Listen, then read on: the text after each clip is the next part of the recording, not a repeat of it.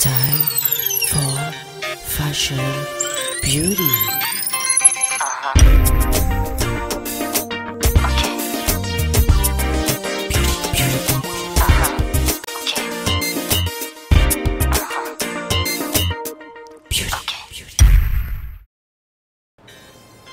Bienvenue à votre émission Time for Fashion Beauty. Cette semaine, ça va être le numéro 11. Alors, nous avons comme invité un médecin, un spécialiste de la santé. C'est tout de suite.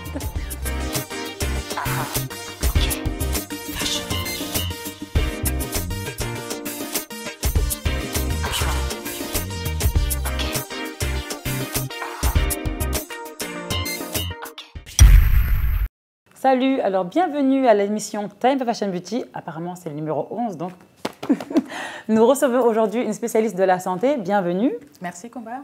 Nous sommes ravis, en tout cas, nous sommes ravis parce que c'est notre premier, justement, spécialiste de la santé. Et comme vous le voyez, je suis vêtue de la blouse blanche. Donc, comme on dit, c'est Dr Kumba. Dr Kumba aujourd'hui. Alors, présentez-vous aux téléspectateurs de Time for Fashion Beauty.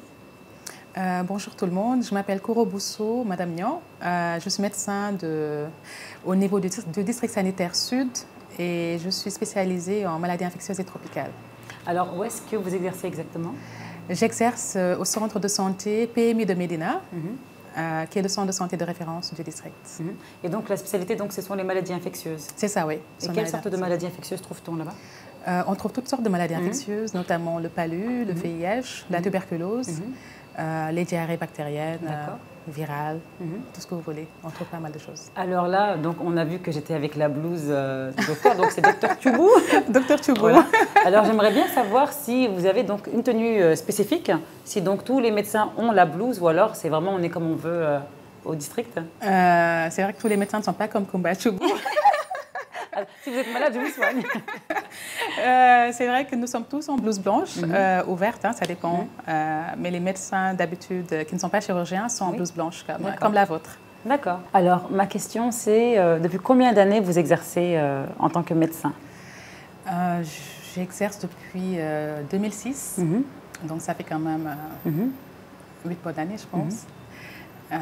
J'ai d'abord exercé à l'hôpital, en tant que fonctionnaire, à l'hôpital de Mbour, où j'ai fait 2 ans, ensuite au district sanitaire de Pékin, et je suis arrivée au district sanitaire sud au mois de janvier 2015.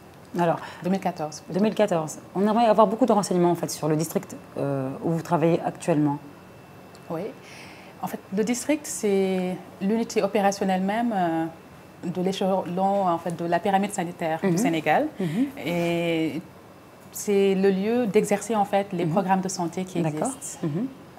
Nous faisons également de la médecine curative, donc nous soignons et nous prévenons également les maladies. D'accord. Et quel est le but et objectif de justement cet hôpital-là? Quel est son but? Son but en fait c'est d'être près de la population, de prévenir, de soigner. C'est ça en fait. Donc un centre de santé c'est un centre où les soins sont peu coûteux par rapport aux hôpitaux.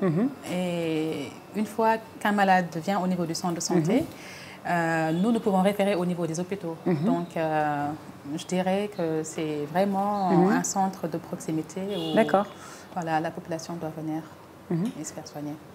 J'aimerais savoir si vous avez le temps justement d'être un petit peu coquette, parce que là je vois quand même que vous êtes coquette. Hein.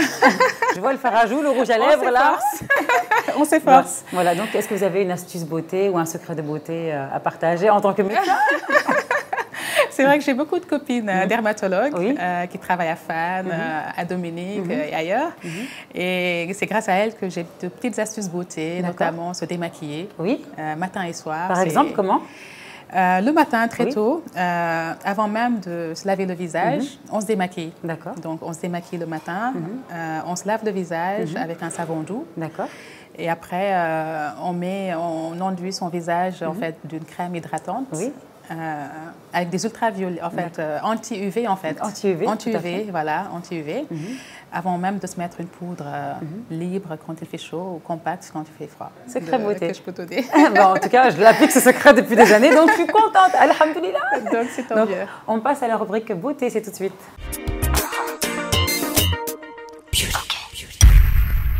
Bonjour, Je me présente, je m'appelle Sena, je suis esthéticienne à Body Best & Spa. Aujourd'hui, je vais vous présenter la manicure spa qui est adaptée pour les hommes et pour les femmes. Ça hydrate et ça nourrit aussi la peau. Là, j'applique le masque pour la manicure spa sur les mains. En même temps, ça va hydrater, ça nourrit aussi la peau.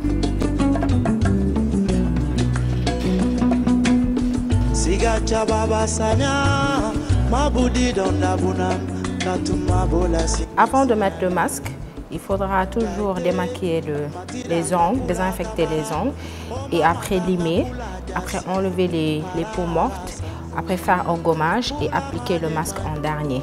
Il faudra y mettre partout sur les mains. C'est un soin qui dure 45 minutes, 1 heure de temps maximum. On laisse appliquer le masque pendant 15 à 20 minutes. Après,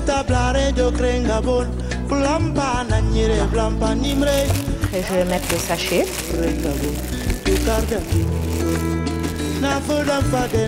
Et après, mettre le gant autochauffant. D'abord.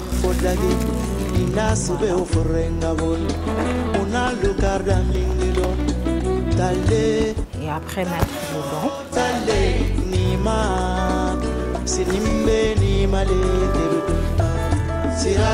Voilà, on laisse poser pendant 15 minutes.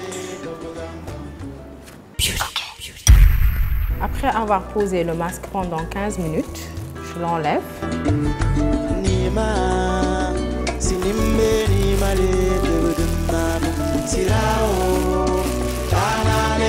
Je vais prendre mes éponges, enlever le masque.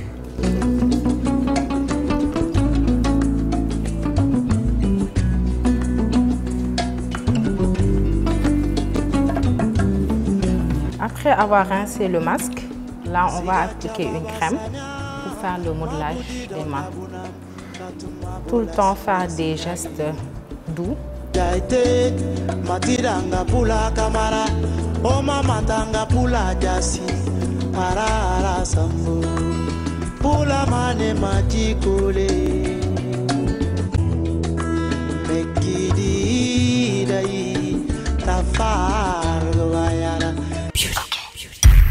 Voilà Kumba, on a terminé la manicure spa. Là, on vous donne rendez-vous pour la semaine prochaine pour le gommage corps. Merci.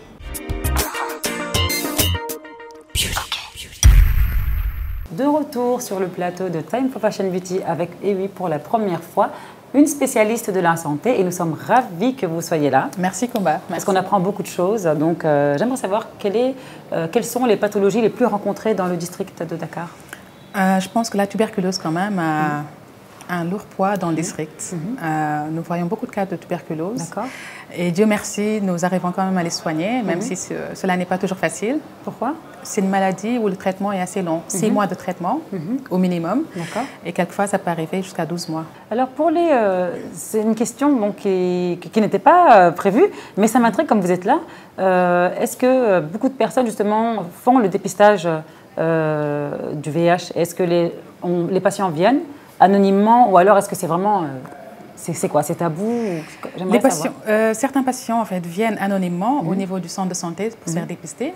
Mais le district aussi organise des stratégies de dépistage en fait, avancées, où c'est une équipe mobile qui se déplace, qui va à l'encontre des populations pour les dépister sur place. Et... À domicile? Non. Dans la communauté, ils peuvent arriver sous l'arbre à palabres. Ils sont accompagnés de relais communautaires qui vont appeler la population. Et il y a des conseillers sur place qui vont faire ce qu'on appelle le counseling, c'est-à-dire expliquer ce qu'ils veulent en fait faire. Et... Non, c'est toute une stratégie bien organisée. Alors, je ne sais pas, mais y a-t-il une salle de sport dans le centre? Sinon, où pratiquez-vous le sport? Malheureusement, Kumba, non, on n'a pas de centre de salle de sport au niveau du district, du centre de santé plutôt. Mais disons que nous sommes logés dans Dakar Plateau, où il y a pas mal de centres de salles de sport que les médecins ou que les patients peuvent emprunter. D'accord. Et vous pratiquez? Je n'ose pas dire que je pratique parce que mon mari dira le contraire.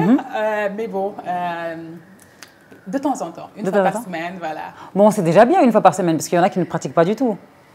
Oui, écoute, je ne suis pas sédentaire aussi. Hein. On bouge beaucoup en tant que médecin, les va-et-vient. Bah oui, c'est ça. Donc, je me dis que c'est déjà ça. D'accord, donc on va passer à la rubrique sport, c'est tout de suite.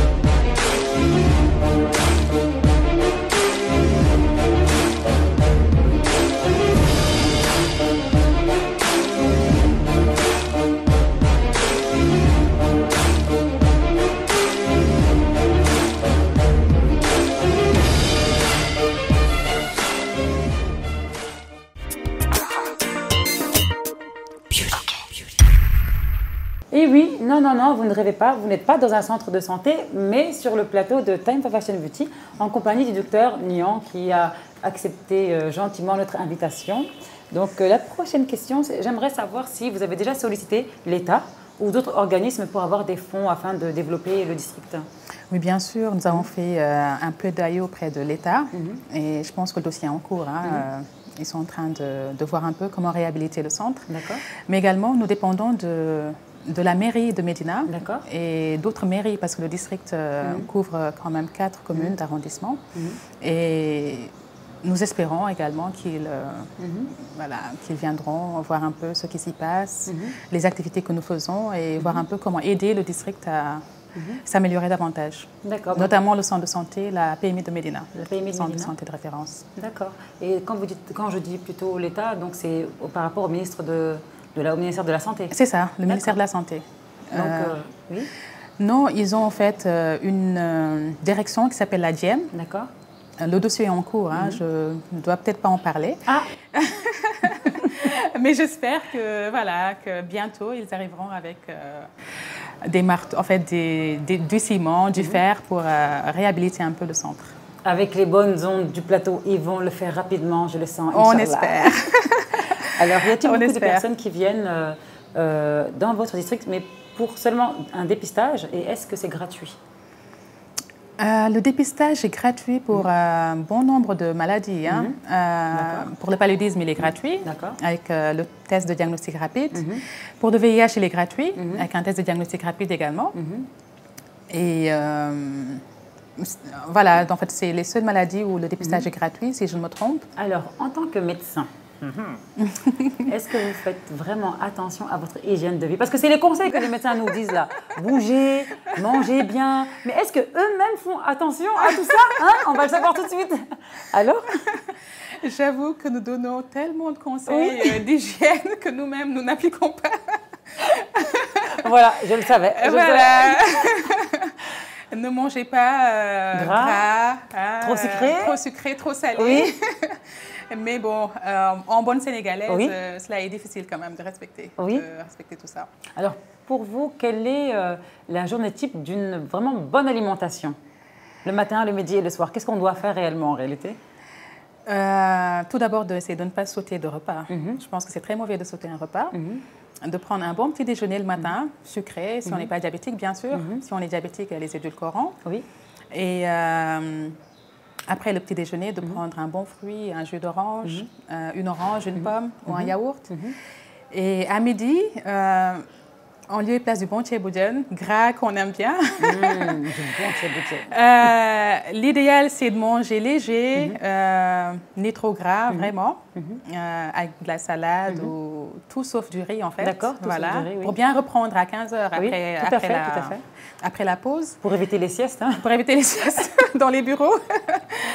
Et après, le soir, c'est de manger léger aussi. Attention à ceux qui font des reflux gastro-œsophagiens. En mangeant tout ce qui est lourd, comme du tigedege, du mafé, ou du bassi. Voilà, c'est très lourd. Et voilà, bonjour les dégâts pour ceux qui ont de mauvais estomacs. Et Dieu seul sait qu'on aime le mafé. On aime le mafé. Donc on passe à la rubrique gastronomie avec Tata Marie. C'est tout de suite. Cette semaine, nous sommes encore en compagnie de Tata Marie qui va nous concocter le mafé. Donc nous sommes à Thiès actuellement avec elle. Donc Tata. Aujourd'hui, je prépare le mafé. Nous avons besoin de l'huile, de la viande, des légumes, pâte d'arachide, tomates concentrées et tomates fraîches. Alors, on se voit après la préparation à vos cahiers de notes et stylos. Je mets de l'huile, un peu d'huile. Je mets la viande.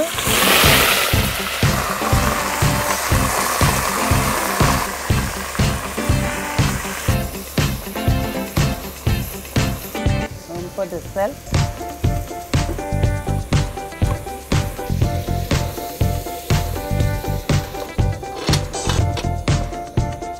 En attendant la cuisson de la viande, je prépare le nyankatang.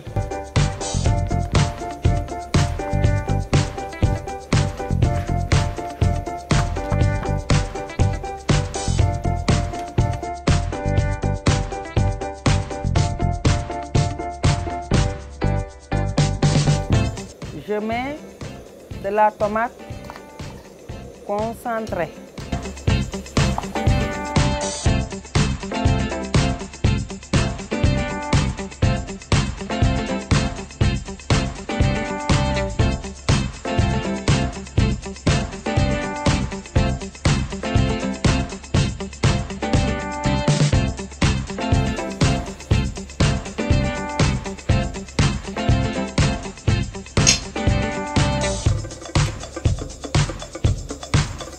Là, je mets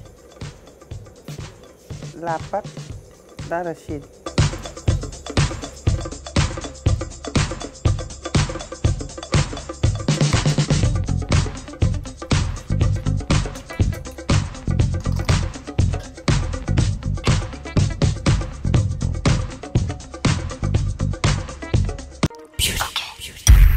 La recette terminée, on va passer à la dégustation, mais avant, Tata Marie va vous donner une fois de plus la recette. Alors Tata, quelle est la recette du mafé?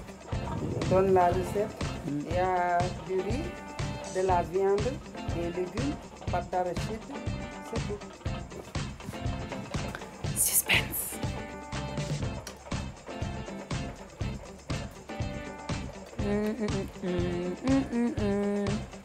C'est excellent. Alors merci Tata pour ce mafé qui est très très bon. Et on se dit à la semaine prochaine. Alors j'aimerais savoir quel a été le cas le plus grave que vous ayez eu à traiter. C'est difficile à dire. Je n'ose pas en parler du fait du secret médical. Oui, tout à fait. De temps en temps, nous avons des cas graves que nous n'arrivons pas à traiter au niveau des centres de santé et qu'on est obligé de référer au niveau des hôpitaux qui sont beaucoup plus, qui ont un plateau technique beaucoup plus relevé. Et ça nous arrive de temps en temps, oui. Quelle relation développez-vous avec les patients? Parce que c'est un petit peu difficile de mettre son cœur de côté. Ça m'intéresse vraiment. J'avoue que j'ai une relation très très particulière avec mes patients. On ne se met jamais à leur place, certes, mais on essaie de comprendre leur vécu. Et c'est toute une prise en charge psychologique derrière. Le traitement ne nécessite pas, ce n'est pas que de prescrire des médicaments, c'est aussi donner un appui psychologique, psychosocial. Et quelquefois même, ils arrivent même d'être des financiers, quoi. Voilà. Alors, est-ce que vous avez un petit dernier mot à dire, comme nous sommes à la fin de l'émission Time for Fashion Beauty? C'est d'abord te remercier pour l'invitation. Un médecin sur le plateau de Time for Fashion Beauty, c'est assez spécial. Merci. Et comme j'ai l'habitude de le dire, la porte est grandement ouverte. Nous invitons toute la population du district sanitaire de Médina, en l'occurrence de Médina, de Gueule-Tapée, Fass-Colobane, de Gorée, à venir au niveau du centre de santé de référence. Il y a des médecins, il y a des infirmiers, il y a des laboratoires, donc l'offre de services y est. Et remercier également le médecin-chef du district sanitaire sud, Dr Mohamed Ly, et toute l'équipe cadre. Remercier également les infirmiers chefs de poste. Remercier tous les relais communautaires, les Badjanougor, les délégués de quartier, les imams, sans oublier personne, sans oublier personne. Et merci pour l'invitation, Kumba. Merci d'avoir accepté. Alors, si vous êtes un petit peu malade ou un petit problème de cœur, venez sur le plateau de Time for Fashion Beauty, on va vous ausculter. À bientôt. Time for Fashion Beauty.